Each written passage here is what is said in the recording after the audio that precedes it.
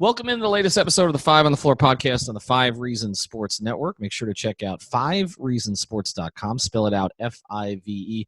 We actually just had our biggest week ever. I know that's hard to believe considering what's going on with the coronavirus, but there's been a lot of Dolphins news and a lot of great content from our group, including my co-host today, Greg Sylvander. He's in for Alf and Alex. So make sure you check out the site. We got a lot of Dolphin stuff, a lot of Heat stuff. We've got a Kane series by our guy Vishnu is up there about the 12, sort of the forgotten 12 games.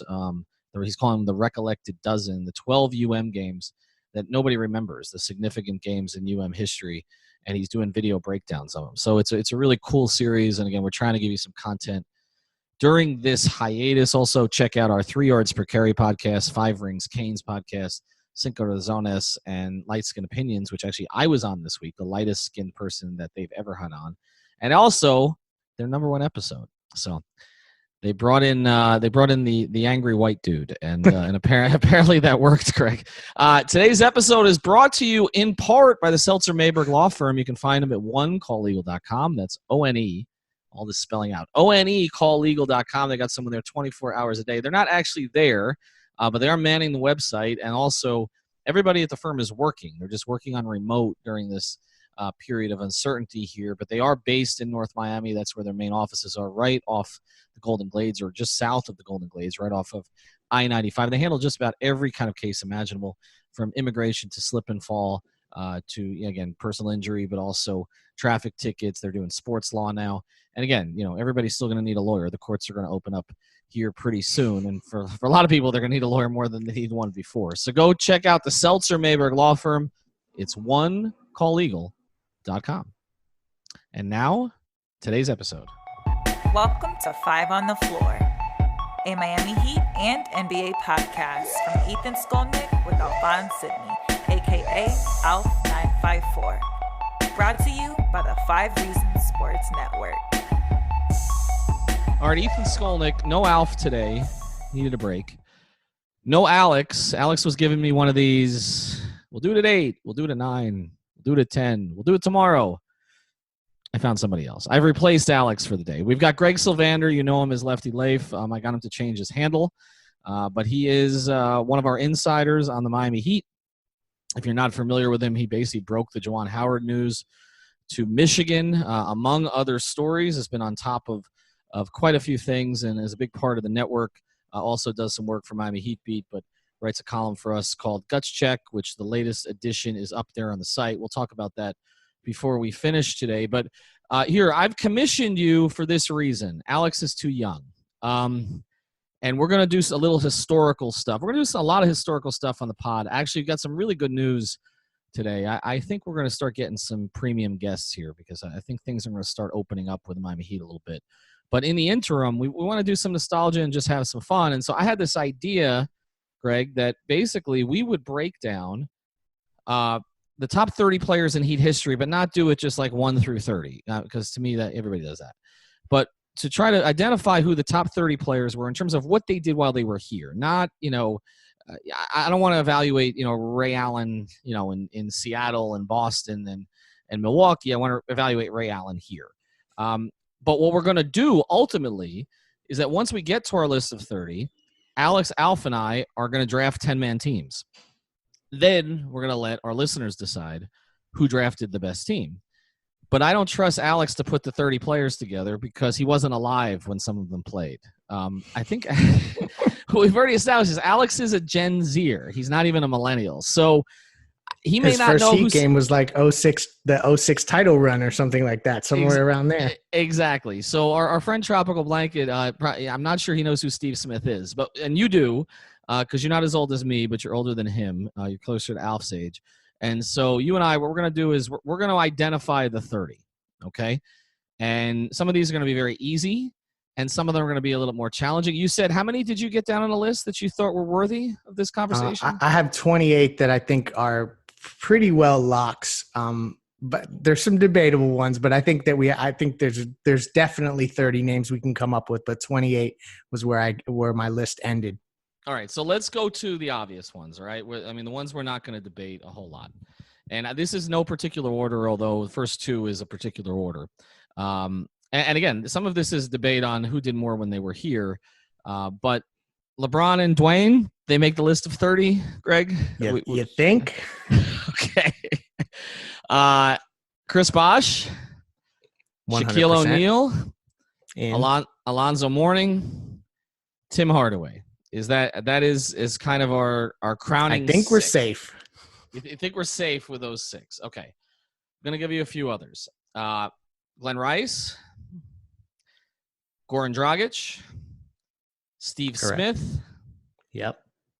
Jamal Mashburn. Yep. Okay. So we're at 10. We're going to agree on those. Eddie Jones. Yep. Okay. I'm going to put Jimmy Butler on this list. 100%. And Bam Adebayo, I believe. And Bam Adebayo. Udonis Haslem. Well, for sure. PJ Brown. For sure. Dan Marley. For sure. Ronnie Cycli. Yes, our lists are coinciding beautifully. Okay. I mean, this is not in order, but kind of. Ray Allen belongs on the list. Although I will say, Ray's career here, and we're going to spend a little more time talking about some of these. Ray's career here is a little overrated overall. He shot the ball really well from 3 the first year, but really not the second year. I mean, it's funny how it all got distilled down to one shot. But you remember in the playoffs, that Indiana series, he could not shoot on the road in the postseason. Remember that? Like, no, and there's a couple things with Ray, and I think it's really good actually that you are approaching it from a perspective of like what they did here, because historically, like if you look at career wise, there's all kinds of weird names that are mixed in there, like Penny Hardaway or stuff like that. But like with Ray Allen specifically, I think the shot is such a huge piece, but also he was like one of those extra pieces to the puzzle that they got that kind of like changed the dynamic of the team. You had like another frontline player that teams had to like really gear up for and plan for.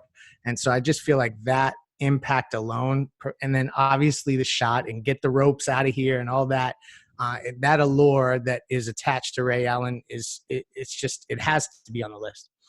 Is there anyone I've named so far where anybody can make an argument against? Again, I'm going to go through the list. LeBron, Wade, Bosh, Shaq, Zoe, Hardaway, obviously not. Dragic, Rice, Steve Smith, who wasn't here that long, by the way. But, I mean, the three. Yeah, that was one that I flinched on initially because he was here for such a short period of time. But we kind of knew that he was – a lot of Heat fans didn't want him to be traded for Kevin Willis, one. Right. But also I feel like he was like one of the first up-and-coming rising star type players that was in Miami. Mm-hmm. So I think based on that alone, if we're trying to get to a list of 30, he would make the cut.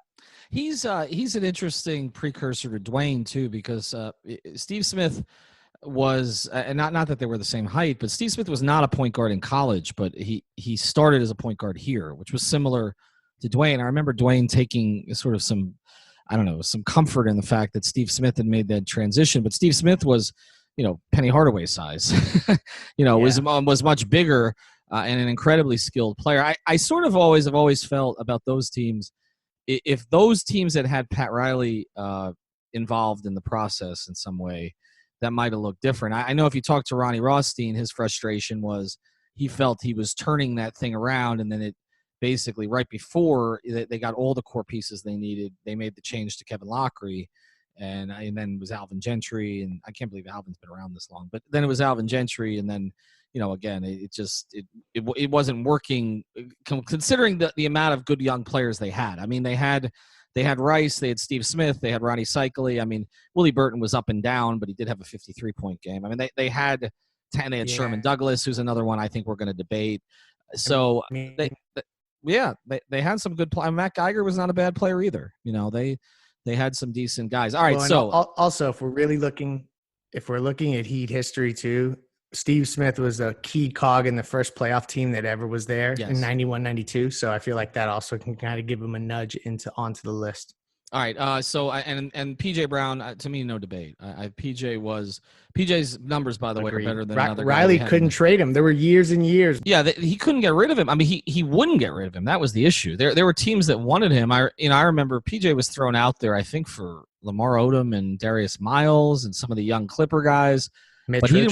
Mitch Richmond, I remember that. He didn't want to break up those teams, though, until the very, very end, and then he broke it up by trading him and Mash and making the move for Eddie Jones. To me, PJ I mean, first thing, PJ was an elite defender in my view, and a perfect fit next to Zoe. I think his game would have evolved more in the current NBA, where he would have been shooting more jumpers, as more of a little bit more of a stretch player. But first thing, one of the best people I've ever met in the Heat organization. Just a great guy. But he sort of vanished. He always said he was going to vanish somewhere in Louisiana, and that's kind of what he did. But the terrific guy, and he took losing so hard, but he was a great team defender. He was a very good one-on-one defender. He's a pretty good rebounder, and just a really solid team guy. I mean, he was didn't have the persona of Haslam, but they've had a tradition with Grant Long and Haslam and P.J. Brown, at that position. So those are like the torchbearers of the culture. P.J. Brown was kind of the first one to institute that in Riley's, as Riley took over the team and made his first moves to build after the initial year. For 96, 97. So you had PJ Brown and, he made all defensive teams. So I feel like that also is feathers in his cap that allow him to get on the list. That's true. So he's on the list. We agree that Mashburn's on the list. Whatever people's issues are with Mash about one shot and, whether he could have been more as a player, he was pretty damn good, actually. And I think that gets forgotten a lot. And obviously he's had a great post career. Eddie Jones, another one, I think he's in the Mash category where everybody wanted him to be a lead guy, but it really wasn't in him. Although Mash was a lead guy against Miami after he left. But to me, Eddie is a given. On there, obviously. I mentioned Marley. I don't know statistically, but he was just such a bedrock of those teams, defensively, making threes. To me, that's a given. Psychically, given. I mean, the rebounds, everything. I mean, it could have. Ronnie Rothstein did a podcast with us. We talked about Ronnie and what Ronnie could have been. I don't know that Ronnie realized his full potential, but again, good enough for sure to be on the list.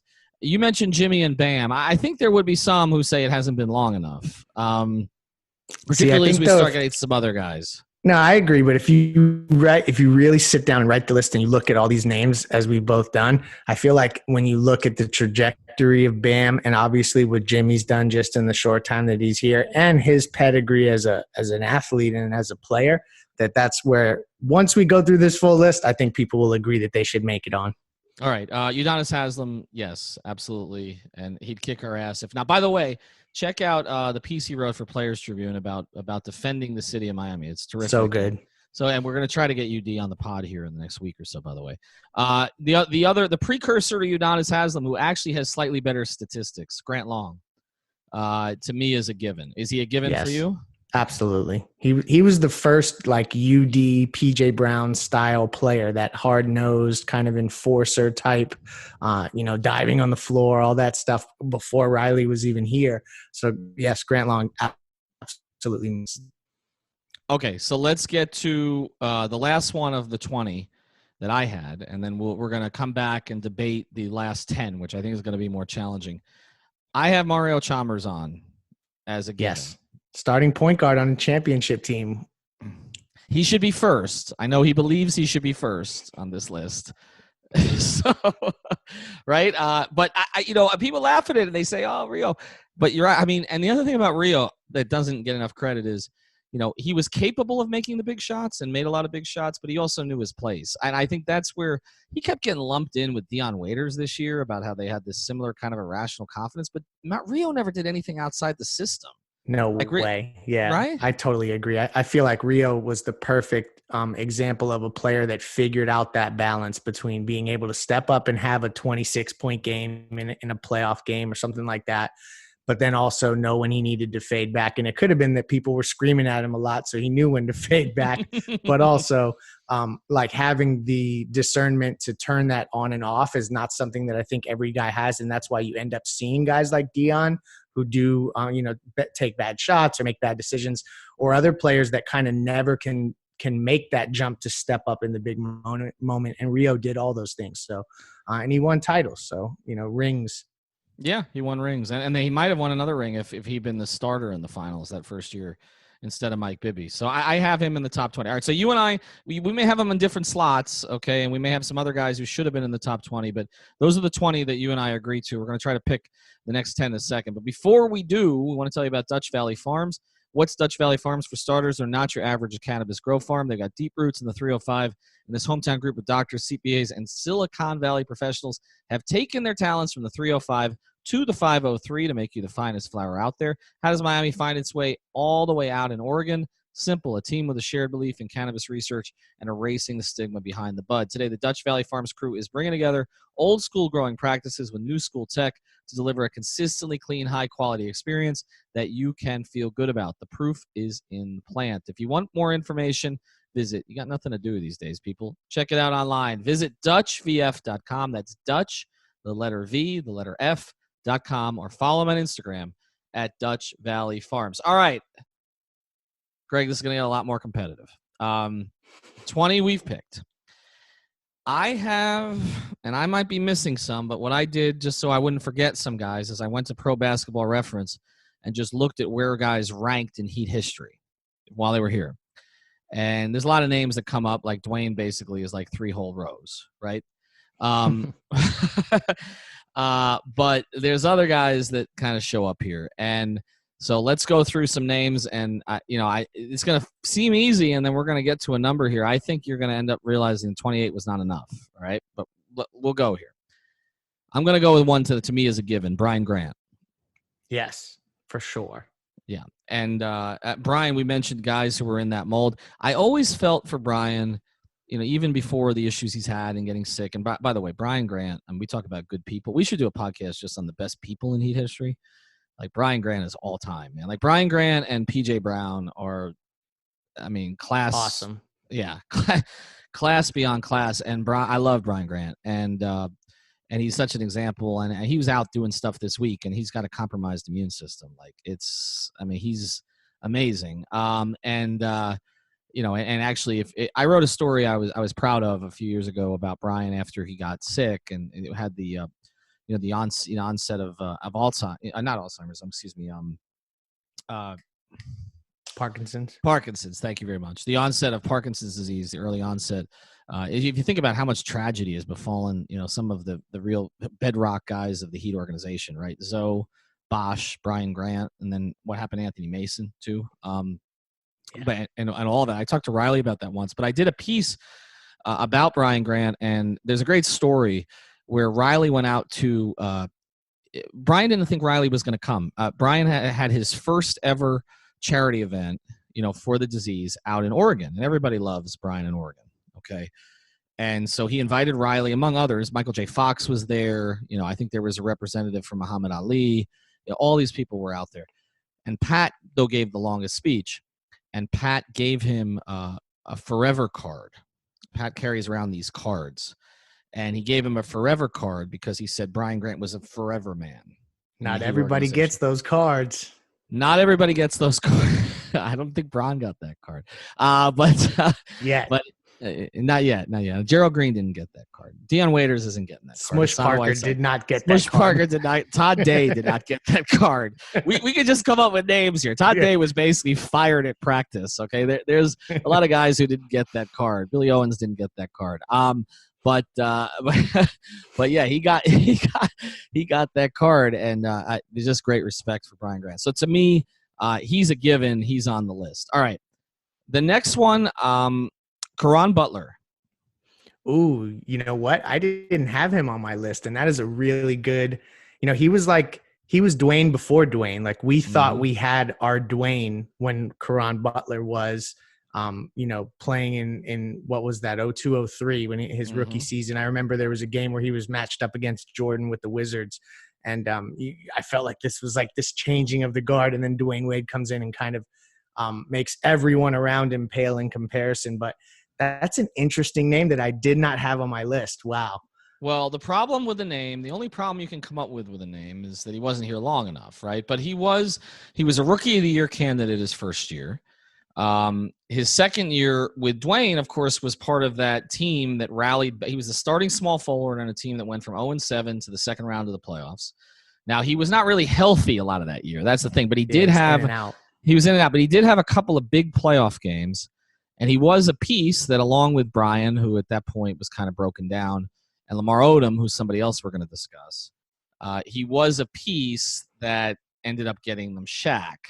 You talked me into it. He's on the list. He's on the list, right? Okay. I mean, I'm telling you, this is going to become harder because there are some names that I'm sure I'm probably missing too. But all right, so if we're gonna throw Caron on the list and we've thrown Brian Grant on the list, we are now at 22. Okay, so this is get more challenging. We're gonna have to sort of run through this a little You bit. named one, Lamar Odom. I feel like he's got to be on there, right? I think he does. If Caron's on there, LO has to be on there. LO has to be on there. LO had a terrific year, but it was 1 year. But I'm with you. He has to be on the list. But now we've gotten ourselves to 23. And, the thing with Lamar is I always wonder what would have happened with Lamar if he'd stayed here. He actually kind of found the perfect basketball role with the Lakers because Lamar never wanted to be the center of attention. And so sixth man was perfect for him and kind of being in Kobe's shadow. And he and Kobe were obviously very close. But from what I heard, a lot of Lamar's problems happened the year he was in Miami, which is kind of weird because it was also when on the court he figured put it all out. Together. Yeah, that's so really weird. I remember when Lamar was first signed, I was working at the Palm Beach Post, and the Heat was they were sending him around the city because Lamar had a really gregarious personality, and so they were sending him around gregarious and stoned at the same time, right? So they're probably serious, but they were sending him around the city, and so he came up to the Palm Beach Post all the way up in 2751 South Dixie Highway, which they're tearing down, by the way. And he came to the office, and he has this thing for candy, okay, like Skittles and all this. Right? Daquan Cook had a thing for Skittles, but he had just all kinds of different candy, and so that's the only thing he cared about when he came to Palm Beach Post. He was sitting down to meet with the editors, like, "Do you have any candy?" So there you go. All right, if Lamar Odom is on the list, then Antoine Walker needs to be on the list, doesn't he? Yes, third best player on a championship team. He was kind of in that deal in the biggest trade in NBA history at the time where they got James Posey, Jay Will, and Twan. Twan was kind of like the centerpiece to that. And Riley had been trying to get Antoine Walker for years prior to that. Mm-hmm. He loved Twan's game going way before he ever arrived in Miami. And then he came and they won a championship. So I feel like that was a tall tale sign that he was a contributor in a way that would get him on this list. Which was crazy too, because I hated the fit at the time. Hated it. I liked Antoine personally, but I hated the trades, hated the fit. And Antoine's game bothered me. It wasn't personal. It's just there's certain guys whose games I don't like. I mean, people know I didn't like Dion's game. I just didn't like Antoine's game. But they made it work. I mean, they plugged him in at the three and the 4. I was just gonna say I still don't know how they played him at the 3 so much. I don't know. You couldn't play him at the 3 now. I mean, these days he'd be a perfect stretch 4. Perfect. Mm-hmm. Okay. But at the time, I don't know. But I'm telling you, it's going to get more complicated because we're already at 24. All right. How do you keep Shane Battier off the list? I had him on the list. Now, granted, I didn't have Caron Butler, but that would bring me to 29. So I had Battier there just because of the fact that he was that signing. Everyone thought that the Heat was going to go with a big that summer. And it was like, that was the consensus is the Heat needs a big man. They're going to go and get a big man. And then the first day of free agency, they signed Shane Battier. They zigged when everybody thought they would zag. And it turned out to be the perfect fit. Like they knew exactly what they were going to do in terms of the style of play. And he plugged himself in. And then like the game 7, like how can we not recognize what he did? That was game 7, right? Against San Antonio, the 7 threes or 6 threes, however it went. So I feel like all of that, and then combined with the fact that he's stuck around, he's a lifer. Shane Battier is on the list. All right, so now we're at 25. I'm telling you, this is going to get more complicated. We got Gary Payton and we got Jason Williams. They both make it. Look at this. I know I got everybody in. I'm not saying no to anybody yet, but you're going to have to say no to some. There's some that there's a couple here I think you're going to struggle with. All right, now let's make the case for both or either. In Payton's case, I mean, the reality was Gary wasn't great when he was here. Now, I mean, obviously, if you're evaluating just on career, Gary's top 5 or top 6 in Heat history. But just in terms of what he did here, if you look at the numbers defensively, he was the best defensive point guard of his era, but he was not great by the time he got here. He wasn't really happy with playing time at times. Yeah, he's a fringe guy on the list for sure. Like the thing that always resonates with me is that shot in game. Yeah, the shot. I know. I knew you were going there, and it's hard to keep Gary Payton off the list. But let's do this, okay? So we got Jason. All right, so let's go to 2 others then. Jason Williams, another point guard. Jason Williams and Sherman Douglas. Sherman Douglas, I wouldn't keep on the list because he had a strong rookie season, but it became really evident for a number of reasons that it wasn't going to be a good fit. And they flipped him for Brian Shaw, who was actually a really good fit next to Steve Smith back then. Yes. But I don't know. I feel like Sherman Douglas, there was a combination of not being here long enough, not being around enough winning and excitement, and also just being before the Riley era that I kind of feel I'm leaning towards no on Sherman Douglas. So, but why Jay Will? Because of the championship? Because Correct. Jay Will was here. No, he was only, yeah, you're right. It wasn't a long time. I mean, the second year was not good for anybody. He was hurt too. No, he gets the 06 title, gets some of these guys the benefit of the doubt that you normally would never give to a player. I mean, I'll give you another example, and we're going to get to this person. If Hassan Whiteside was on the 06 title team, he would be on this list. But because he wasn't on any title teams at all, he didn't make my list. Well, we're going to talk about him. All right. So right now, I'm gonna defer to you on this for now. I will give you Gary Payton and Jason Williams. So now we're at 1, 2, 3, 4, 5, 6. Okay, beyond our 20, right? So we've got Payton, Butler, Odom, Williams, Walker, Grant, and Battier. So we're actually at 7. All right. So let's go to some others. Josh Richardson. Ooh, wow. No, I can't do it. I feel well. Let's do this first. Josh Richardson or Justice Winslow? Josh Richardson, no doubt. I'm with you on that. Okay. I think we might have looked at this differently. Obviously, if this year hadn't played out the way it did. Agreed. Okay. So you say no on Josh. James Posey. No, only because Posey was really big for moments. But in terms of the full season and like averaging, he probably averaged, and I'm totally going off the top of my head, like 6 points a game, something like that. You know what I mean? It was really, it was more about that you could put him on a player in a playoff series. Like he's more of a 7-game series kind of guy that really you could use on Nowitzki, for instance. But like as full body of work, I don't know that he makes the team. All right. So I'm going to keep him off for now, but we're gonna circle back to some of these guys. Voshon Leonard. Ooh, that was one I hadn't thought about. You know what? He was on the first 60-win Heat team. He was actually, if you really think about these Duncan Robinson, Wayne Ellington experiences, he was actually like the first one of those Riley guys that arrived in Miami. Someone you never heard about that all of a sudden hit threes from everywhere. I heard in his first workout he hit like over 130 threes in a row or something crazy like that.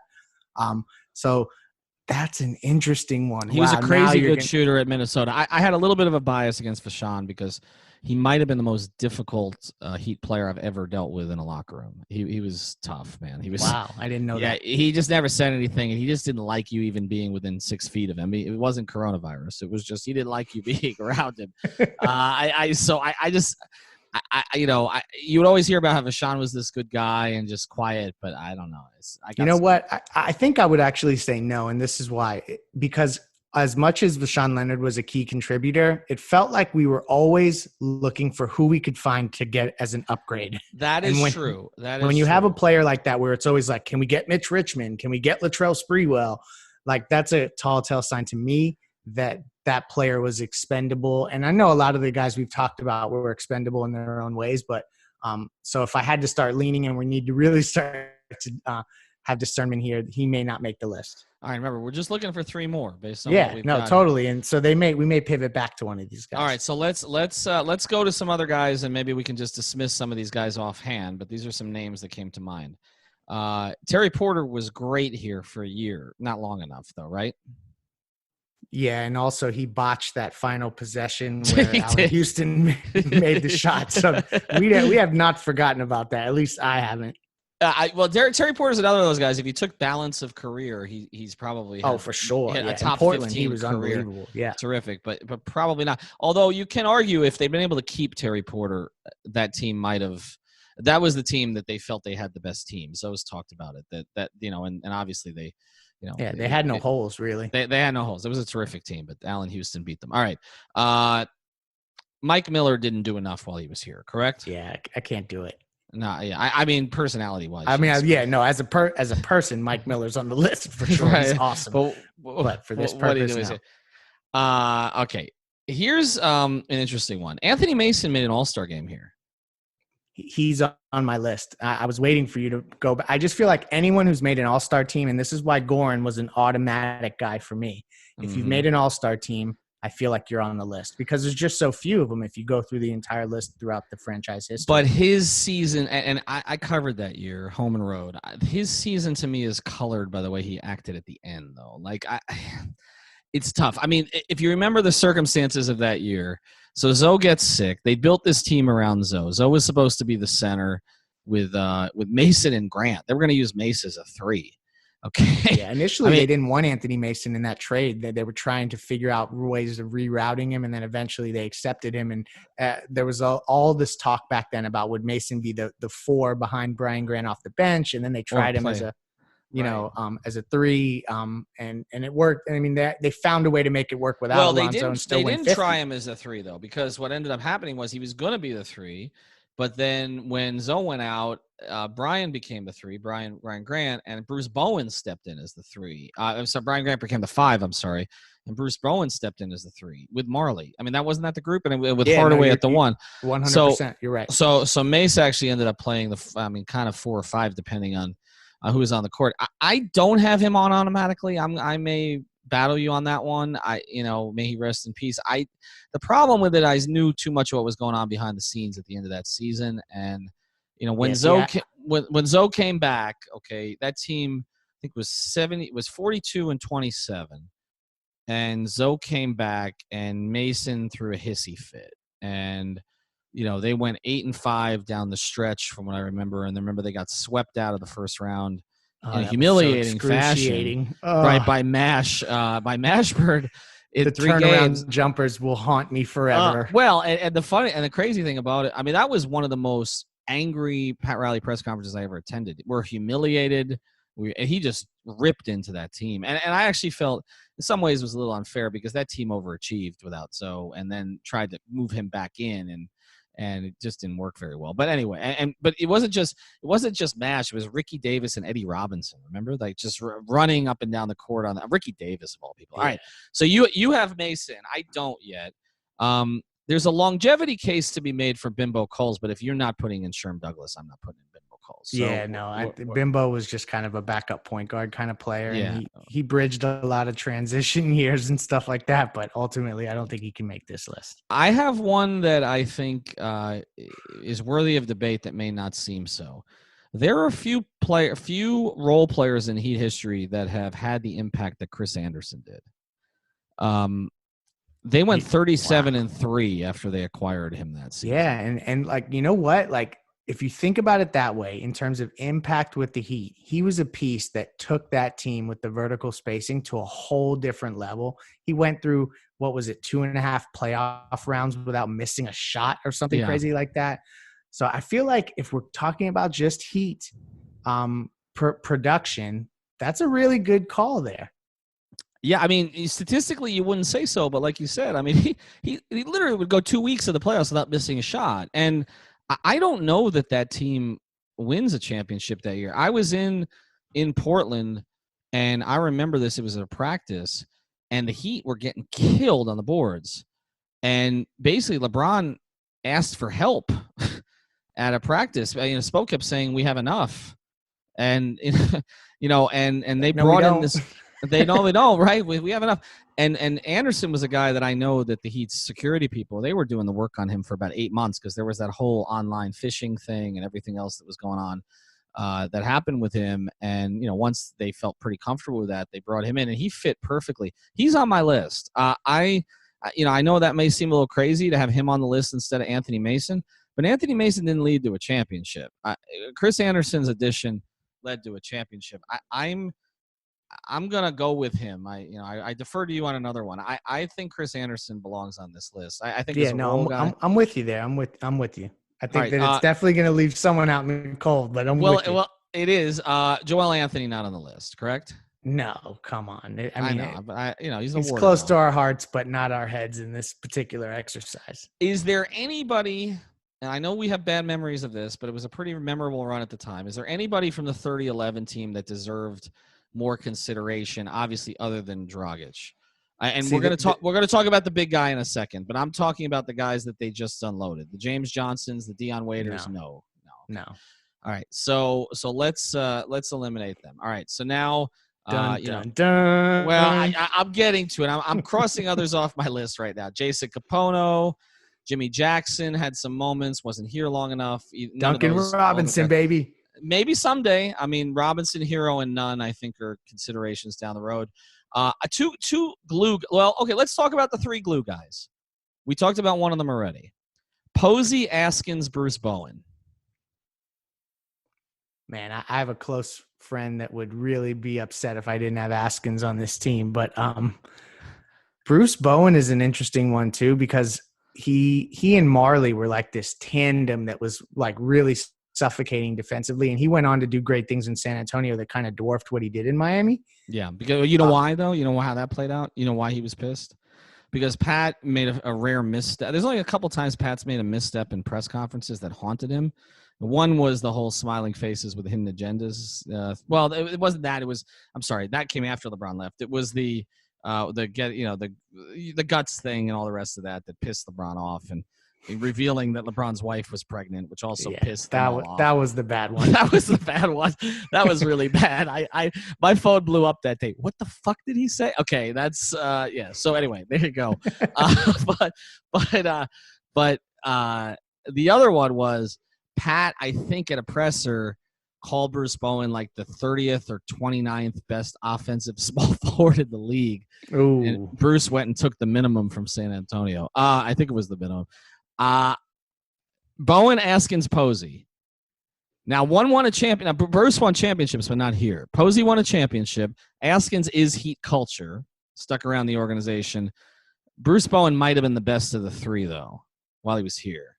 You know what? Give it to Keith Askins.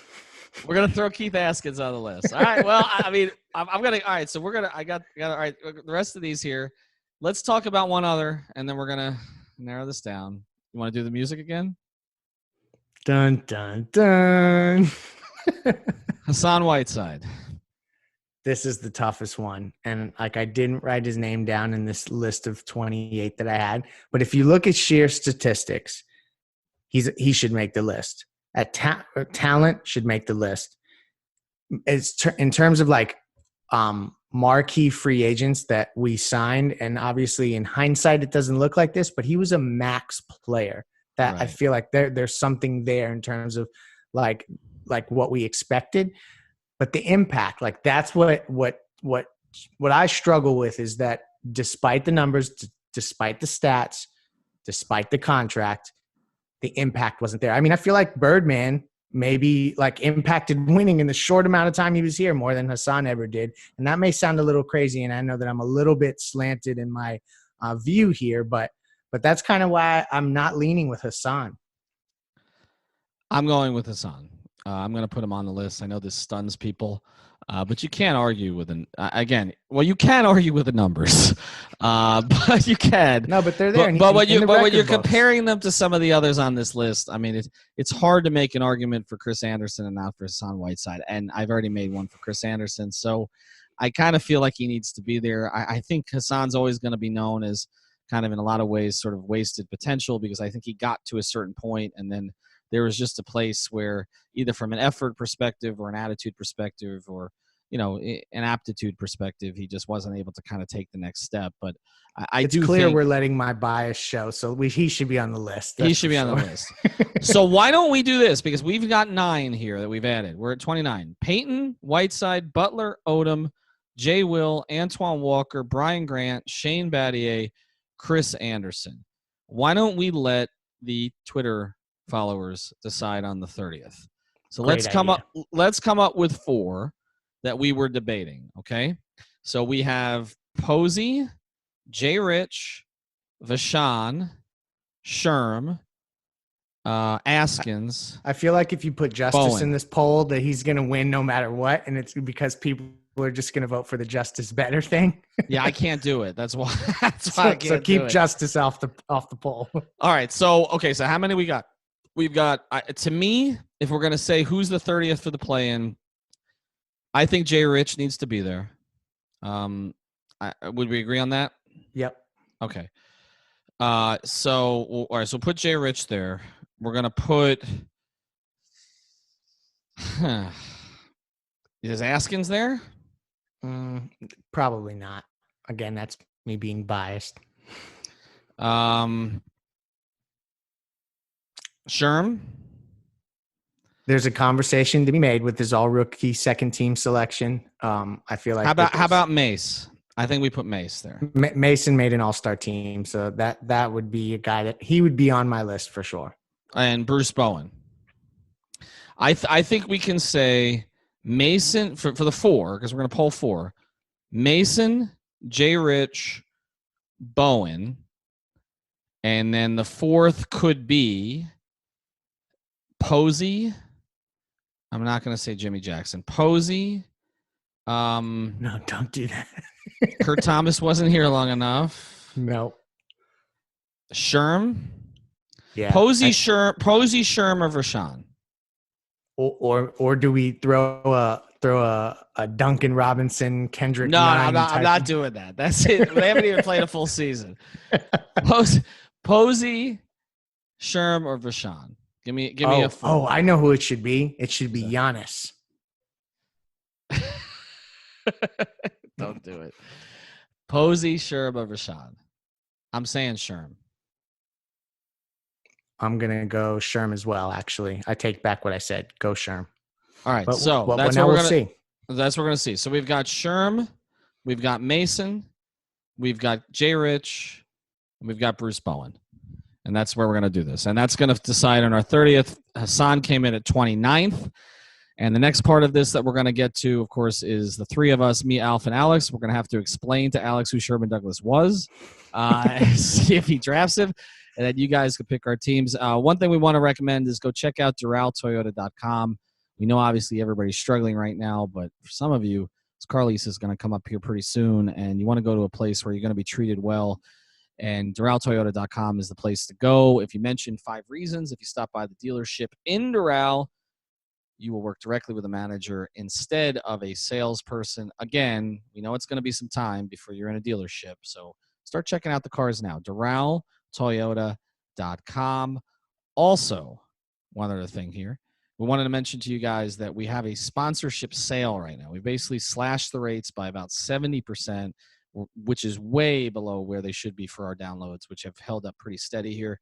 And so one of the reasons we're doing this, we want to help people in the community. So we're working with South Florida businesses only, and we hope that you can help us as we help you as we try to come out of this thing together. So reach out to me.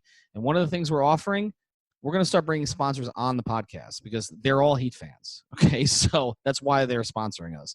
So we're going to bring them on to talk to us for a couple minutes a day.